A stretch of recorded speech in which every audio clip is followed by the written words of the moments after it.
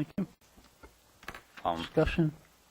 Yeah, I'd just like to comment on this because it was mentioned. This is for consulting agreement to augment our general staff's knowledge. So over the last several years, this consulting arrangement has gone down drastically with our technology staff taking more of a role, and we've actually discussed getting certain level of knowledge-based training for our staff to assume some of this responsibility. But it's really augmentation of very difficult, complex routing issues and Microsoft issues that they would need to get resolved in a timely manner without putting the district at risk.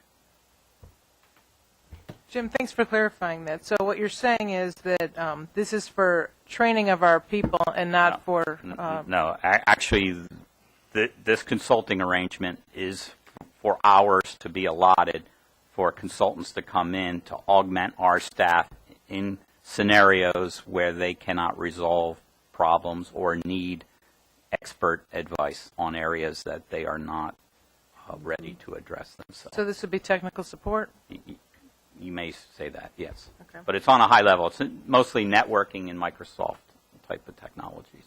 Okay, but it's not for buying physical technology.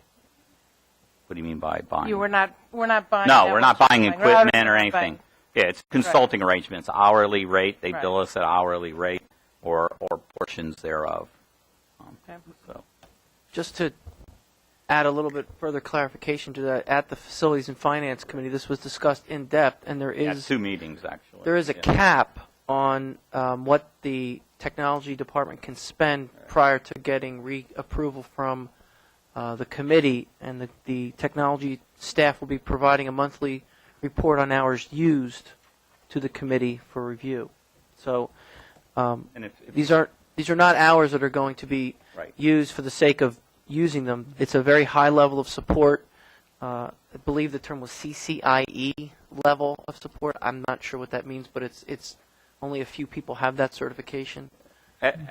Over a period of 3 or 4 years, this has gone from Hundreds of thousands of hundreds dollars of thousands of dollars worth of expenses. to 11. Last year it was only 11.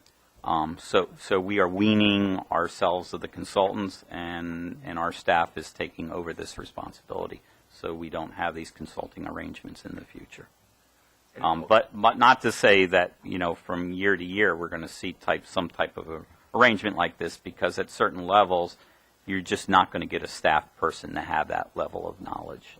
I just don't see that ever happening. But obviously we've made great progress over the last 4 years, and I've seen it personally, so I can vouch for that.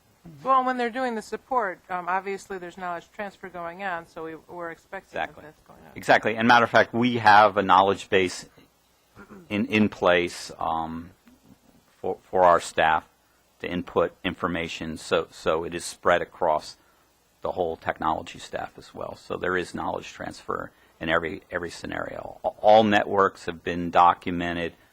There's documentation for every staff person, technology staff person, to see and assist them with doing their jobs.